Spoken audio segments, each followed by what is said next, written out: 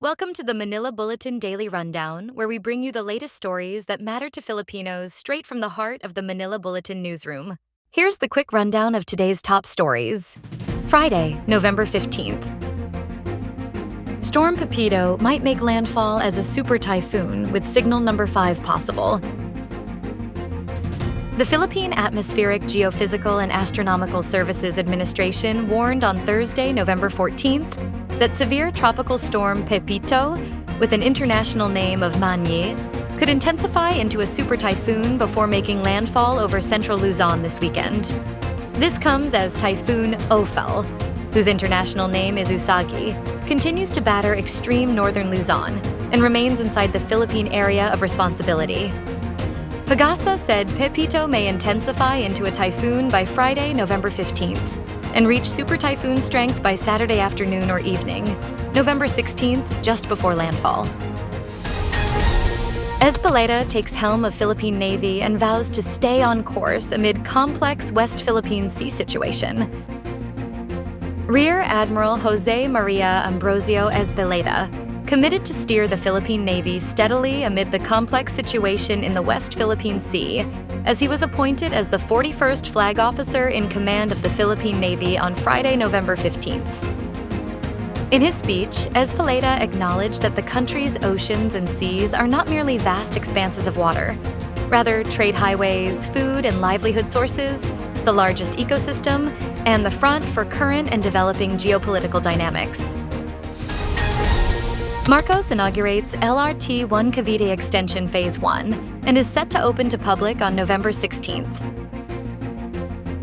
President Marcos said that Filipino commuters will now see a great reduction in travel time in Metro Manila as he led the inauguration of the Light Rail Transit Line 1 Cavite Extension project, marking a significant milestone in modernizing the transport system in the Philippines.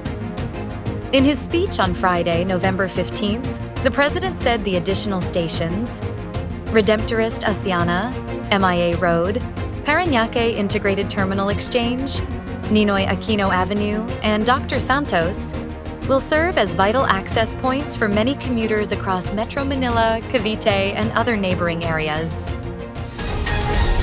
Senators back the restoration of the Armed Forces of the Philippines' 10 billion budget cut. Senators have urged the Senate to restore the 10 billion pesos slashed from the Department of National Defense proposed budget for 2025, citing the funding's crucial role in advancing the armed forces of the Philippines modernization program.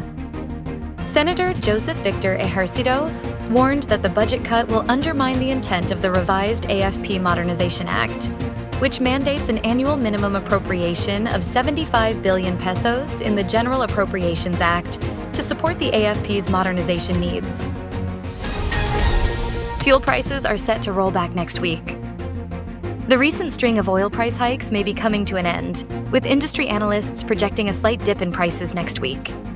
This potential rollback is attributed to easing global demand, according to Jetty Petroleum President Leo Bellas.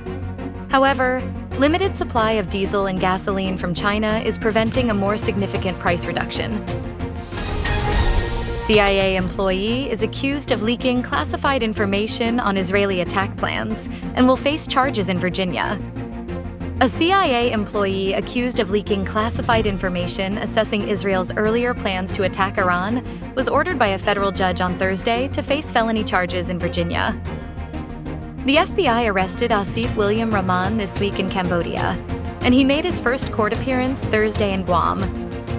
A judge there ordered that he be transferred to Northern Virginia, where he was indicted last week on 2 counts of willful retention and transmission of national defense information. Dua Lipa gives Pinoy fans a fantasy party club during her Radical Optimism tour. It's incredible to realize that 6 years after her last concert in the Philippines, British singer Dua Lipa still receives the same energy from her Filipino fans.